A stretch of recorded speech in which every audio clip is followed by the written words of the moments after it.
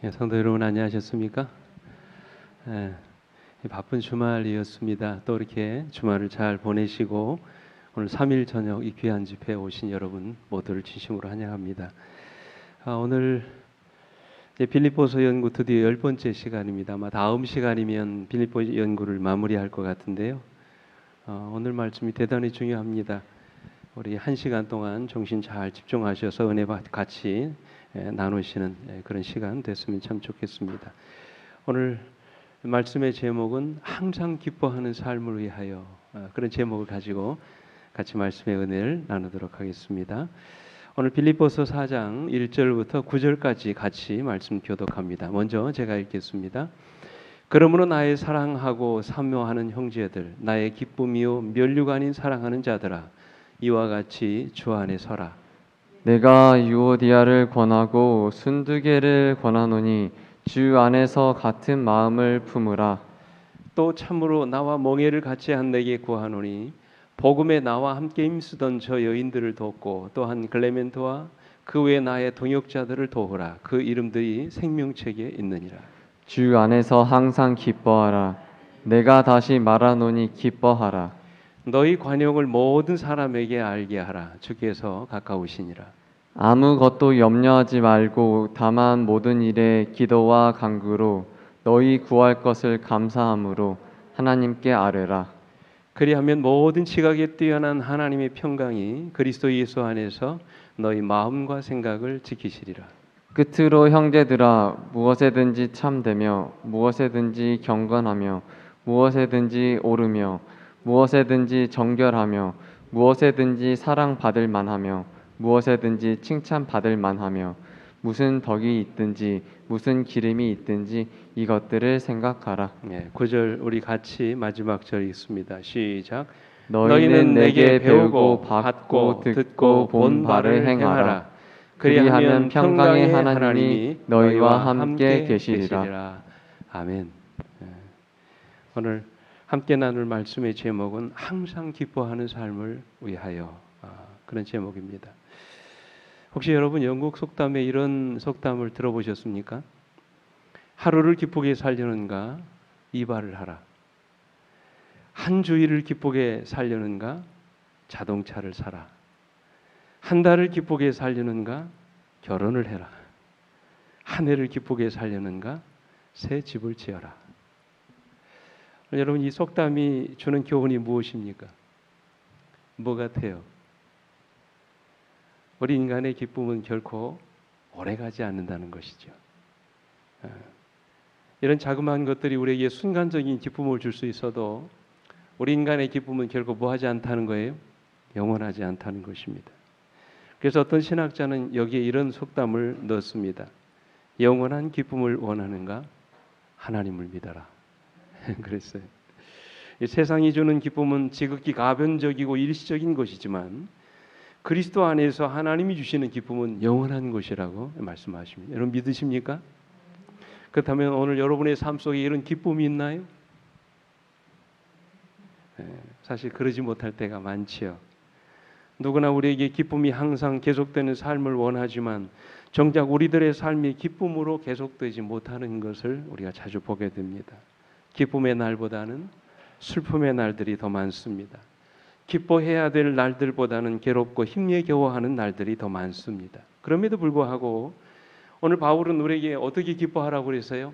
항상 기뻐하라고 말씀을 하세요. 어떻게 우리가 이렇게 기뻐할 수 있습니까? 그저 순간순간 기뻐할 수는 있지요. 근데 어떻게 항상 기뻐할 수 있습니까? 여러분 항상 기뻐하세요? 저도 못합니다. 우리 어떻게 항상 기뻐할 수 있을까요? 우리가 사실 이 바울의 말을 이해하기 위해서는 빌립보 4장 1절의 말씀을 우리가 이해해야 합니다. 우리 1절 말씀을 다 같이 한번 읽겠습니다. 시작. 그러므로 나의 사랑하고 사모하는 형제들, 나의 기쁨이요 면류가 아닌 사랑하는 자들아, 이와 같이 주 안에 서라 말씀하셨어요.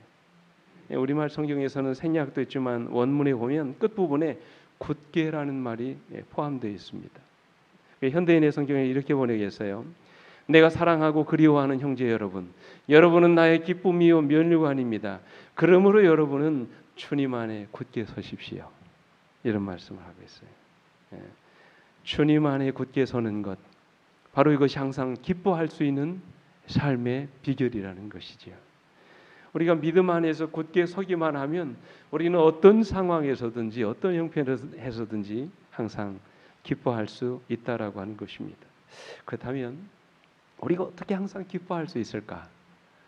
오늘 그 삶의 원리를 세 가지로 좀 같이 나누기를 원합니다. 첫째로 항상 기뻐하는 삶을 위해서 우리는 관용을 베풀며 살아야 합니다. 여러분 한번 생각해 보십시오. 오늘 우리 삶 속에 우리의 기쁨을 빼앗아가는 원인이 무엇입니까? 많은 원인이 있죠. 그러나 우리의 기쁨을 위협하는 가장 보편적인 요인은 인간관계에서부터 오는 갈등입니다. 사랑했던 사람들, 나와 가장 가까이 지냈던 사람들이 한순간에 관계가 틀어지면서 그들과의 관계 속에서 우리는 갈등을 경험하고 그 순간에 우리는 뭘 잃어버립니까? 기쁨을 잃어버립니다. 인간관계의 갈등처럼 우리의 기쁨을 심각하게 위협하는 요소는 없습니다. 이 빌립보 교인들 사이에서도 아마 이런 갈등이 있었던 것 같아요. 그래서 2절에 보면 이렇게 말합니다. 내가 유오디아를 권하고 순두개를 권하노니 주 안에서 같은 마음을 품으라. 그래서 두 여인이 나오죠. 여기 유오디아와 순두개가 나옵니다. 그들 향하여 같은 마음을 품으라고 말씀하십니다. 그렇다면 지금 그들이 뭐를 품지 않았다는 말이에요? 같은 마음을 품지 않았다는 말씀입니다. 그렇다면 이 두 사람이 어떤 사람인가? 이 원문에 보면 유오디아나 순두개가 여성형으로 되어 있기 때문에 어쩌면 이 두 분이 빌립보 교회를 출석하고 있는 아마 여성분이었을 것이라 추측합니다. 그리고 이들의 이름이 거론된 것을 봐서 아마 빌립보 교회에 꽤 잘 알려진 여성 지도자였을 것이라고 이렇게 추측을 합니다. 아무튼 이 둘 사이의 관계가 아주 교회에 큰 문제가 되고 있는 사실을 이 바울이 듣고 그들에게 뭐라고 말씀하세요? 같은 마음을 품으라고 말씀하세요. 이 같은 마음이 어떤 마음일까요? 바울은 이미 빌립보 2장에서 그 답을 주셨습니다. 빌립보 2장 1절로 2절에 그러므로 그리스도 안에 무슨 권면이나 사랑에 무슨 위로나 성령의 무슨 교제나 긍휼이나 자비가 있거든 마음을 같이하여 같은 사랑을 가지고 뜻을 합하여 한 마음을 품으라고 그랬어요. 그리고 이어서 바울은 5절에서 너희 안에 이 마음을 품으라 곧 그리스도 예수의 마음이니 이렇게 말씀을 하셨어요. 여러분 그리스도 예수의 마음이야말로 우리 성도들의 모든 갈등을 해결할 수 있는 가장 중요한 마음이라고 강조하고 있습니다. 특별히 빌립보 4장에서는 그리스도인들이 인간적인 갈등을 극복하기 위해서 품어야 할 이 그리스도의 마음 가운데 특별히 관용의 정신을 강조하고 있습니다. 빌립보 4장 5절에 보십시오. 너희 관용을 모든 사람에게 알게 하라. 주께서 가까우시니라. 이 관용이 뭘까요? 인간관계의 갈등, 이 문제를 우리가 해결해야 기쁨을 회복할 수 있는데 이 문제를 해결할 수 있는 이 관용은 과연 뭘까요? 이 관용의 의미는 크게 세 가지 의미로 생각해 볼 수 있습니다. 첫째는 참는 것입니다. 기다려주는 거예요. 견디는 것입니다. 상대방의 허물과 잘못에 대해서 인내하는 것입니다. 그의 연약함을 불쌍히 여기고 기다려주는 것입니다. 그래서 유명한 신학자인 존 칼빈은 이런 말을 했어요. 손해나 역경을 당해도 쉽게 동요되거나 넘어지지 않고 평정을 유지하는 영적 인내, 그게 관용이라는 것이죠. 이처럼 관용은 참는 것입니다. 참는 데서부터 관용이 시작되는 것입니다. 상대방의 실수와 잘못에 대해서 곧바로 반응하지 않고 기다려주는 것입니다. 인내하는 것입니다. 그런데 여러분 한번 질문 드려볼게요. 이 참는 게 쉽습니까? 어떻습니까? 여러분 아시겠지만 참으로 어려운 일입니다. 제 자신도 그런 상황에서 때로는 분을 참지 못하고 폭발해버리는 경우가 얼마나 많은지 모릅니다. 내 자신을 통제하지 못하고 속에 있는 분노를 터뜨리는 경우가 얼마나 많습니까? 근데 여러분 어떻습니까? 화를 터뜨리면 속이 시원하시던가요? 마음이 후련해집니까? 문제가 해결되던가요? 아니죠. 이 화를 터뜨리고 나서 우리가 항상 하는 후회가 뭡니까? 내가 조금 더 참을 걸, 좀 기다려 줄 걸, 그런 마음의 아쉬움이 있습니다. 결국 내가 왜 참지 못했던가 하는 아쉬움을 갖습니다. 그리고는 서로의 마음에 지울 수 없는 상처를 주고받습니다. 관계의 골이 더 깊어지는 것을 보게 되죠. 문제가 해결되는 것이 아니라 오히려 둘 사이의 관계가 더 꼬이는 것을 우리가 보게 됩니다. 그래서 옛말에 참을인자 3개면 뭣도 면한다고요? 살인도 면한다는 그런 말씀도 있습니다. 우리들의 삶에서 참지 못함으로 인하여 오는 불행이 얼마나 많습니까? 그래서 바울이 참으라고 말씀하시는 거예요. 한 발자국 뒤로 물러가서 좀 더 이 거리를 두고 문제를 바라보라는 것입니다. 그러면 해결책이 보인다는 것이요. 누가 그렇게 하셨습니까? 우리 주님이 그렇게 하셨지요. 우리가 믿는 하나님이 그렇게 하셨어요. 그분은 오래 참고 인내하시는 분이십니다. 출애굽기 34장 6절에 보면 여호와께서 그의 앞으로 지나시며 선포하시되 여호와라 여호와라 자비롭고 은혜롭고 노하기를 더디하고 인자와 진실이 많은 하나님이라 그랬어요. 이게 하나님의 마음이에요. 베드로 사도는 이렇게 말합니다. 베드로 3장 15절에 또 우리 주의 오래 참으심이 구원이 될 줄로 여기라고 말씀하셨어요. 여러분 잘 아시는 9절에도 주의 약속은 어떤 이들이 더디다고 생각하는 것 같이 더딘 것이 아니라 오직 주께서는 너희를 대하여 어떻게 하신다고요? 오래 참으사 아무도 멸망치 않고 회개하게 이르기를 원하신다고 말씀하셨어요. 어쩌면 오늘 주의 오심이 이렇게 늦어지는 이유도 주님의 뭐 때문이라고요? 오래 참으심 때문이라고 말씀하셨어요. 한 영혼이라도 더 구원하시려는 주님의 오래 참으심이 주님의 재림을 지연하고 있다고 말씀하시죠. 이게 주님의 마음이죠. 그러므로 관용은 오래 참는 것입니다. 둘째로 관용의 의미는 너그럽게 대하는 것입니다. 그를 이해하려고 노력하는 것입니다. 어찌 보면 그의 약한 모습을 볼 때마다 그를 불쌍히 여기는 것입니다. 이게 관용이에요.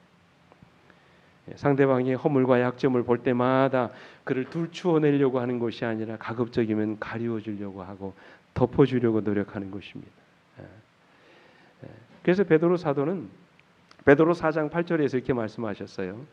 무엇보다도 뜨겁게 서로 사랑할지니 보세요. 사랑은 뭐라고 말씀하십니까? 허다한 죄를 뭐하느니라? 덮느니라 말씀하셨어요. 우리는 다른 사람의 허물을 덮어줄 줄 알아야 하고 용서하는 법을 배워야 합니다. 이유가 뭘까요? 왜 우리가 그래야 합니까? 우리 본문 5절에 보면 이렇게 말씀하셨어요. 너희 관용을 모든 사람에게 알게 하라. 이유는 뭐라고요? 주께서 가까우시니라. 이게 무슨 말입니까? 이제 곧 주님이 오신다는 거지요. 우리가 주님 앞에 서게 되는 그날, 오늘 우리가 주님을 향해서 드리는 우리의 고백이 무엇일까요? 주님 앞에 서게 되는 그 순간, 오늘 여러분과 제가 주님 앞에 드리는 고백이 무엇이길 원하십니까? 주여, 나를 어떻게 여겨달라고요? 불쌍히 여겨달라고요. 나의 흠과 죄 많음을 주님 긍휼히 여겨달라고 우리 주님께 그렇게 기도할 것입니다. 이 땅에 살면서 우리가 저지른 실수와 허물을 생각할 때마다 우리는 주님의 관용을 간구할 수밖에 없게 되는 것입니다. 주님, 저에게 관용을 베풀어 주십시오. 저의 허물을 주님 용서해 주십시오. 그렇게 아마 고백할 것입니다. 그때 아마도 주님은 우리에게 틀림없이 이렇게 말씀하실 것입니다. 그래, 그러면 너는 세상에 살 때 내 이웃에 대하여, 내 형제에 대하여 얼마나 관용을 베풀며 살았느냐. 아마 그렇게 질문하실 것입니다. 그래서 주님은 우리가 이 세상을 살아갈 때 우리의 이웃과 형제 자매들에게, 심지어 우리 가족들에게 관용을 베풀며 살아가라고 말씀하시는 것이에요. 영감의 글의 말씀입니다. 우리 같이 한번 읽어볼까요? 시작. 우리는 우리에게 잘못을 범한 자들이 그 실수를 고백하든지 하지 않든지 간에 그들에 대하여 긍휼의 정신을 가져야 한다. 그들이 우리에게 아무리 심한 상처를 줄지라도 불만을 품거나 상처를 받은 자신을 동정하지 말며 우리가 하나님께 범죄한 것을 용서받으려 하는 것처럼 우리에게 잘못한 모든 사람을 용서해 주어야 한다. 이게 관용의 정신이에요. 그래서 바울은 오늘 우리에게 너희 관용을 모든 사람에게 알게 하라고 말씀하시는 것입니다. 나와 가까운 사람뿐만 아니라 심지어 나에게 상처를 입힌 사람에게조차도 관용을 베풀라고 말씀을 하세요. 뿐만 아니라 관용이라고 하는 말의 의미는 세워주는 것입니다. 참고 인내하는 것뿐만 아니라 관용은 형제의 허물을 덮어주는 것이라고 말씀드렸어요. 그러나 여기서 관용의 의미가 끝나지 않습니다. 기다리는 것만으로는 부족합니다. 그저 허물을 덮어주는 것만으로는 부족합니다. 관용은 한 걸음 더 나아가서 형제의 연약함을 도와주는 것입니다. 그래서 그를 세워주는 거예요. 여러분, 유오디아와 순두계를 향한 바울의 권면을 다시 한번 좀 보겠습니다. 보세요. 내가 유오디아를 권하고 순두계를 권하노니 주 안에서 같은 마음을 품으라 그랬어요. 그리고는 3절에서 바울이 뭐라고 합니까? 참으로 나와 멍에를 같이 한 내게 구하노니 복음에 나와 함께 힘쓰던 저 여인들을 뭐하고 돕고 또한 글레멘도와 그 외 나의 동역자들을 도우라. 그 이름들이 생명책에 있느니라 그랬어요. 여러분, 지금 무슨 단어가 계속 반복됩니까? 도와주라는 거예요. 도우라는 것입니다. 우리가 영혼을 함께 보낼 사람들이라면 연약한 그들의 모습을 볼 때마다 그들의 허물을 드러내려 하지 말고 뭐 하라는 거예요? 도와주라는 것이죠. 그들의 약한 것을 도와주라는 것입니다. 그래서 그로 하여금 올바로 설 수 있도록 세워주라는 것입니다. 여러분, 주님이 우리에게 베풀어 주신 관용은 무엇입니까? 십자가에서 자신을 못 박는 사람들을 향해 주님은 이렇게 기도하셨어요. 이에 예수께서 이르시되 아버지 저들을 사하여 주옵소서. 자기들이 하는 것을 알지 못함이니이다 하시더라. 그들이 그의 옷을 나눠 제비 뽑을세라고 했어요. 주님은 그들을 뭐 하셨어요?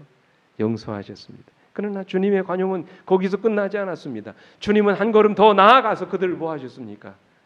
구원하셨어요. 그를 저주하고 십자가에 못 박는 그들을 용서하셨을 뿐만 아니라 그들을 위해서 주님이 십자가에 자기 몸을 버리셨어요. 그리고 그들을 구원하셨습니다. 여러분, 그것이 바로 관용이에요. 단순히 돕는 것, 용서하는 것, 형제의 허물을 덮어주는 것이 아니라 그로 하여금 믿음 안에 곧게 설 수 있도록 그를 뭐 하는 거예요? 돕는 것입니다. 미국의 유명한 코미디언 가운데 밥 호프라는 사람이 있습니다. 전설적인 분입니다. 이분이 1903년생인데 2003년에 돌아가셨으니까 딱 우리나라 연세로 101살에 돌아가셨어요. 100년을 살던 분입니다. 미국의 코미디계의 가장 전설적인 그런 인물입니다. 밥 호프. 월남전이 한창이던 시절에 월남에서 부상당하고 돌아온 군인들을 위해서 우리나라도 그랬잖아요. 위문 공연을 했었습니다. 그때 이제 프로그램을 총 책임졌던 감독이 그 당시에 유명했던 이 밥 호프를 초청했습니다. 근데 밥 호프는 너무 바빴습니다. 갈 시간이 없는 것입니다. 그래서 위문 경호는 자기가 불가능하다고 이렇게 이야기했습니다. 근데 이 감독은 계속해서 요청합니다. 이렇게 중요한 자리에 이 낙심한 이 상위 용사들을 위로하는 자리에 당신이 없으면 안 된다고 여러 번 이렇게 요청했습니다. 그래서 정 그러시다면 제가 5분만 시간 써도 되겠습니까? 그렇게 했어요. 5분이라도 좋다고. 그래가지고 어렵게 이제 허락을 받고 공연에 출연하게 됐습니다. 근데 5분을 약속하고 올라간 바포프가 5분 동안 순서를 진행했습니다. 사람들이 웃기 시작했습니다. 여기저기서 웃는 사람들이 생겨나고 한참 흥이 이제 돋가 올라오기 시작했습니다. 근데 5분이 지나도 바포프가 이 공연을 끝낼 생각을 하지 않는 것입니다. 10분이 지났습니다. 15분이 지났습니다. 25분이 지났습니다. 30분이 지났어요. 거의 40분 동안 공연을 하고 무대에서 내려오는데 웬일입니까? 무대에서 내려오는 바포프의 눈에서 눈물이 흐르고 있었습니다. 깜짝 놀랐습니다. 감독이 어떻게 된 거냐고, 무슨 일이 있냐고. 5분을 하기로 한 사람이 30분 넘게 이렇게 공연하고 나서 도대체 내려오면서 우는 이유가 과연 뭐냐고 그렇게 물었어요. 그때 호프가 흐르는 눈물을 닦더니 저 앞줄에 있는 저 두 친구 때문이라고 얘기하더랍니다. 이 앞줄에 있는 두 친구가 어떻길래 그러냐고 물어보니까 나가서 한번 보라고 하더랍니다. 나가서 보니까 상위 군인이었습니다. 한 사람은 오른쪽 팔을 잃어버렸고 또 한 사람은 왼쪽 팔을 잃어버린 사람이었습니다. 그 두 사람이 서로의 남아있는 팔을 이용해서 공연을 보면서 즐거울 때마다 서로 그냥 손을 두드려가면서 박수를 치는 거예요. 큰 감동을 받았어요. 그때 이 호프가 이런 말을 합니다. 저 두 사람은 나에게 진정한 기쁨이 무엇인가를 가르쳐 주었습니다. 한 팔을 잃어버린 두 사람이 힘을 합하여 함께 기뻐해주고 있는 모습을 보면서 나는 참된 기쁨이 무엇인지를 배웠습니다. 여러분, 진정한 기쁨이 뭘까요? 서로의 연약한 부분을 감당해 줄 때, 그때 우리 삶 속에 진정한 기쁨이 있다는 것이죠. 사랑하는 우리 성도 여러분, 슬픔이 많은 세상, 고통이 많은 세상에서 항상 기뻐하는 삶을 살기를 원하십니까? 이웃의 허물을 덮어주고 그들의 삶을 우리 모두가 세워주시게 되기를 간절히 바랍니다. 오늘 주님으로부터 관용의 정신을 배우시게 되기를 간절히 바랍니다. 주님이 나에게 베풀어 주셨던 동일한 관용의 정신을 우리 이웃에게, 우리 형제에게, 우리 믿음의 가족들에게 그렇게 나누며 살아가시게 되기를 간절히 바랍니다. 이렇게 관용을 베푸는 삶이야말로 우리로 하여금 어떻게 해요? 항상 기뻐하는 삶을 살게 한다는 것이죠. 오늘 여러분 진정 항상 기뻐하는 삶을 살기를 원하세요? 관용하는 삶을 우리 모두가 함께 살게 되기를 간절히 바랍니다. 둘째로 항상 기뻐하는 삶을 위해서는 매일같이 기도해야 합니다. 여러분, 우리의 삶을 빼앗는 요소 중에서 물론 인간관계의 갈등도 큰 요소지만 가장 큰 요소 가운데 하나가 또 뭡니까? 오늘 우리 삶 속에 갑자기 불어닥친 뜻하지 않은 염려, 걱정거리들입니다. 제가 경험상으로 볼 때도 우리 삶에 염려스러운 일들이 생기면 우리는 순간적으로 뭘 잃어버립니까? 기쁨을 잃어버리죠. 근데 여러분, 본래 염려라는 말은 그 의미가 뭔지 아세요? 마음이 나누어지는 것입니다. 생각이 쪼개지는 것입니다. 일단 생각과 우리 마음이 나누어지기 시작하면 우리 삶 속에 뭘 잃어버려요? 기쁨을 잃어버린다는 것이죠. 그래서 바울은 이렇게 말합니다. 아무것도 염려하지 말고 다만 모든 일에 기도와 간구로 너희 구할 것을 감사함으로 하나님께 아뢰라 그랬어요. 이게 무슨 말입니까? 수없이 밀려오는 인생의 수많은 문제들 앞에서 우리가 변함없이 기뻐하는 삶을 살기 위해서는 우리 인생의 염려와 걱정의 문제들을 뭘로 바꾸라는 말이에요? 그죠? 기도로 바꾸라는 것입니다. 근데 여기서 기도라는 말 하나 쓰지 않고 뭐라고 말씀하셨어요? 기도와 간구로라고 말씀하셨어요. 우리 본문 이 주석에 보면, 우리 본교의 주석에 보면 이렇게 말씀하셨어요. 기도는 가장 광의적인 넓은 의미에서 사용하는 기도에 대한 일반적인 용어로 보인다. 간구는 어떤 특정한 목적이나 필요를 위해 드리는 기도를 가리키는 것으로 보인다. 그래서 아무튼 우리가 인생에서 만나는 수많은 문제들 앞에서 우리가 염려하는 대신에 기도와 간구로 하나님께 매달릴 때 하나님은 우리의 모든 기도를 들으시고 우리 인생의 문제들을 해결해 주신다고 말씀을 하셨어요. 그래서 우리가 염려하면 불안해지고 불행해지지만 염려를 바꾸어 기도하기 시작하면 우리 삶의 기쁨과 행복이 깃들이게 되는 것이라고 말씀하세요. 그런데 여러분 6절 말씀을 좀 다시 볼까요? 아무것도 염려하지 말고 다만 모든 일에 기도와 간구로 너희 구할 것을 어떻게 아뢰라고요? 감사함으로 하나님께 아뢰라고 그랬어요. 이 감사함으로 하나님께 아뢰라, 이 말씀이 무슨 뜻일까요?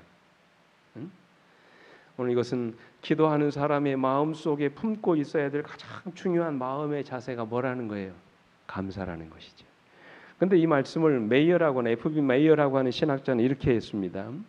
이것은 그리스도인의 모든 기도에 반드시 수반되어야 할 요소로서 기도하는 자가 모든 것을 선하게 이루어 주실 것을 확신하며 하나님의 뜻에 전적으로 순종하는 것을 의미한다 그랬어요.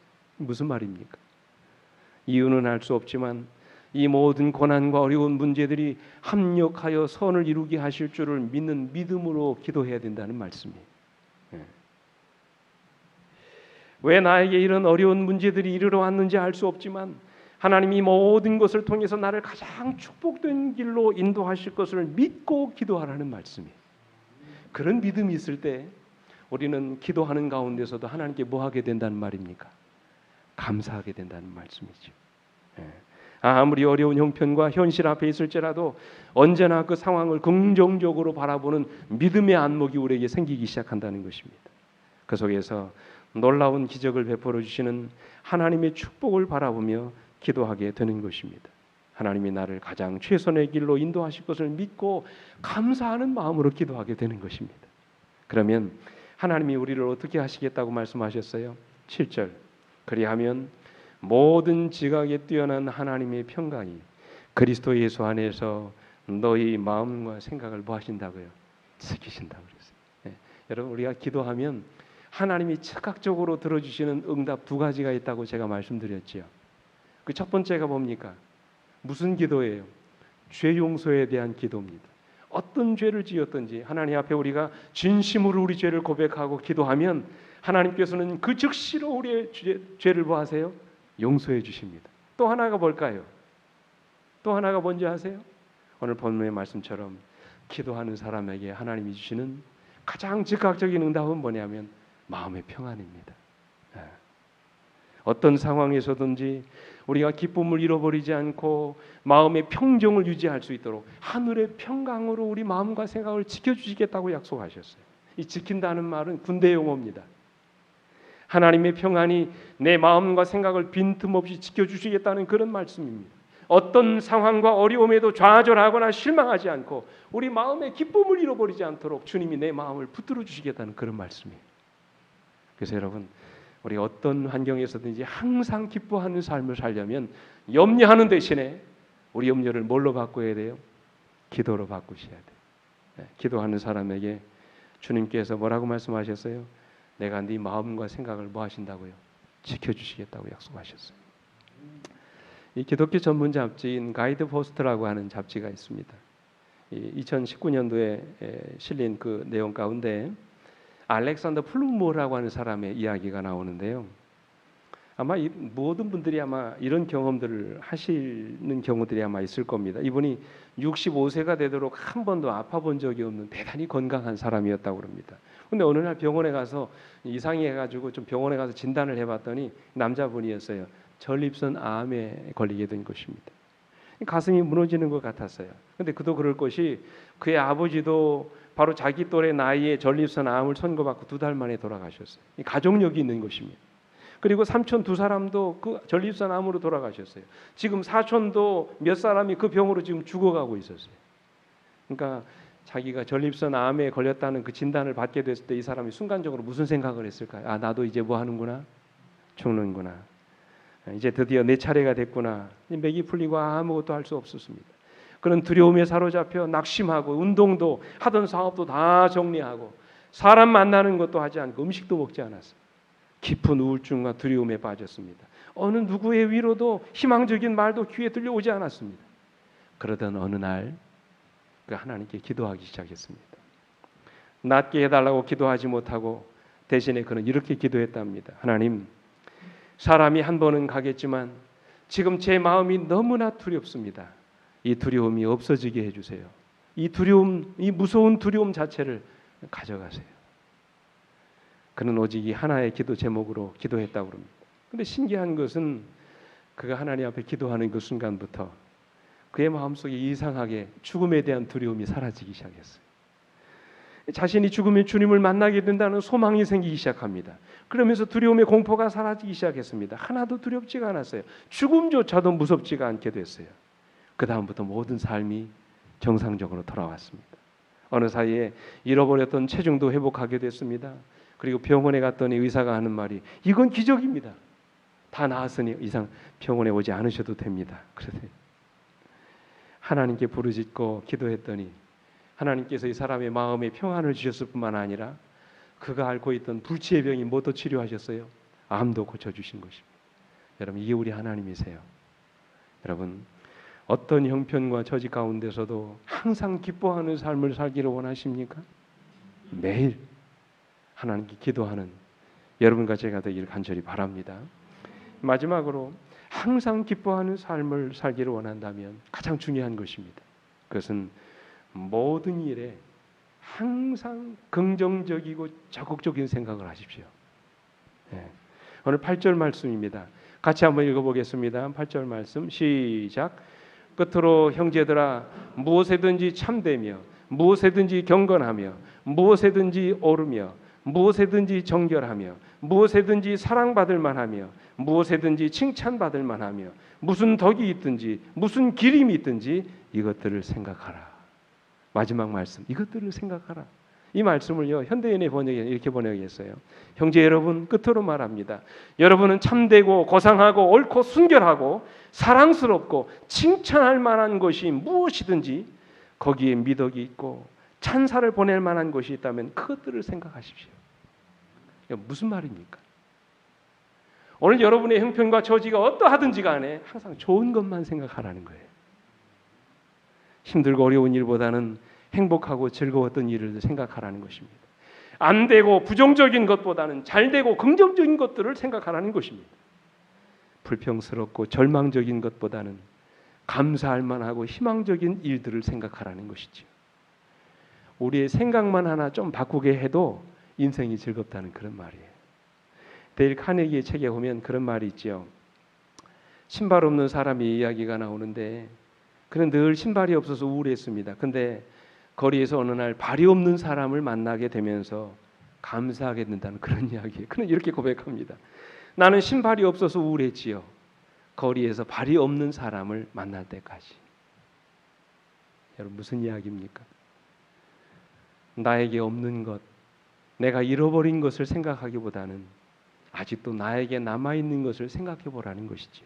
그러면 우리 인생이 훨씬 더 행복해진다는 그런 말이에요. 오늘 이 시간 하나님이 여러분 모두에게 주신 복을 세워보시길 간절히 바랍니다. 하나님이 주신 건강은 물론 병든 몸도 축복이 될 수 있습니다. 아무리 힘들고 어려운 삶에 지쳐있다 할지라도 내가 잃어버린 것들을 바라보기보다는 아직도 내 삶에 여전히 남아있는 것들을 인하여 하나님께 감사하시게 되길 간절히 바랍니다. 그때 우리 마음에 기쁨이 오는 것입니다. 우리 인생은 우리가 생각하기 나름이라는 것이죠. 우리가 불행하다고 생각하면 불행한 것입니다. 그러나 아직도 내가 행복하다고 생각하면 내 인생이 행복한 거예요. 우리의 생각이 인생의 행복과 불행을 결정하게 된다는 말입니다. 그러므로 진정 우리가 항상 기쁘게 살아가기를 위해서는 우리 뭐를 바꿔야 돼요? 생각을 바꿔야 돼요. 윌리엄 제임스라고 하는 사람은 그런 말을 했어요. 생각을 심으면 행동을 거두고 행동을 심으면 습관을 거두고 습관을 심으면 인격을 거두고 인격을 심으면 운명을 거둔다 그랬어요. 여러분 사람의 운명도 결국 뭐에서부터 출발한다는 거예요? 어떻게 생각하느냐에부터 출발한다는 것입니다. 내가 어떻게 생각하느냐에 따라 우리 운명도 그렇게 결정된다는 것입니다. 그래서 오늘 내 모습은 과거의 내 생각의 결과라고 그랬습니다. 오늘 내가 생각하는 것이 내 미래의 모습을 결정한다고 했습니다. 그만큼 우리 어떤 생각을 하느냐 하는 것이 중요한 것이라는 것이죠. 잠언 기자는 말합니다. 잠언 23장 7절에 대저 그 마음의 생각이 어떠하면 그 위인도 그러한즉 그랬어요. 그러면 여러분 우리의 마음을 긍정적으로 바꿔야 합니다. 항상 기뻐하는 것이 우리의 습관이 되어야 합니다. 행복도 여러분 습관이랍니다. 기억하십시오. 행복도 뭐예요? 습관이에요. 마음의 습관입니다. 생각의 습관이에요. 그럼 우리 인생이 행복해진다는 것이죠. 근데 문제는 우리가 항상 기뻐하기보다는 우울해하는 것입니다. 왜요? 우리의 생각이 어둡기 때문에 그렇습니다. 어두운 것만 생각하기 때문에 그렇습니다. 그러므로 우리가 항상 기뻐하기 위해서는 마음의 습관을 바꾸셔야 돼요.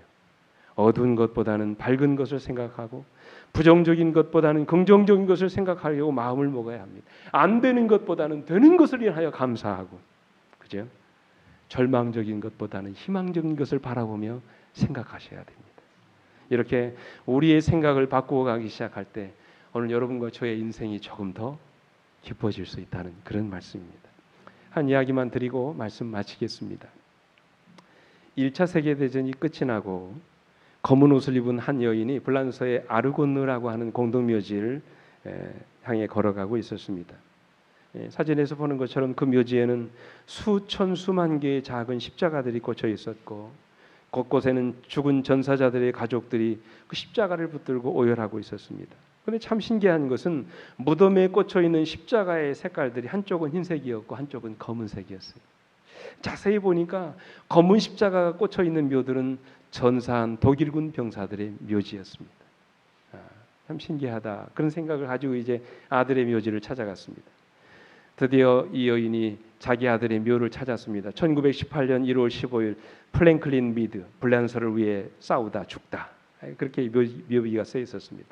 여인은 아들의 묘지 앞에 있는 십자가를 붙들고 울고 또 울면서 아들의 명복을 기원했습니다. 그리고 미리 준비해간 꽃들을 아들의 그 묘지 앞에 있는 꽃병에 꽂아 놓았습니다. 그러다가 문득 자기 아들의 묘가 검은 십자가들이 꽂혀 있는 독일군 병사들의 묘들로 둘러싸여 있는 것을 발견합니다. 순간적으로 이 분노가 끌어올랐습니다. 여인의 마음속에 독일군 병사들을 향한 그 분노, 결국 그들 때문에 누가 죽었어요? 사랑하는 아들을 잃어버린 거 아닙니까? 근데 죽음의 자리에서도 그들과 함께 내 죽은 아들이 묻혀 있는 것을 생각할 때 분노가 끌어오르게 된 것입니다. 어찌하여 내 아들이 이 악마 같은 독일군 병사들과 나란히 있어야 한다는 말인가? 그가 분노에 찬 눈으로 검은 십자가를 바라보고 있을 때 이 여인의 눈 위로, 검은 십자가 위로 독일군 병사들의 부모들이 무덤을 붙잡고 울고 있는 것 같은 환상이 보이기 시작했습니다. 순간적으로 여인의 마음속에 내 아들이 나에게 소중한 것처럼 독일군 병사들 역시 그들의 가정에서 사랑받는 아들이었을 것이라는 생각이 그 여인의 마음을 사로잡기 시작했습니다.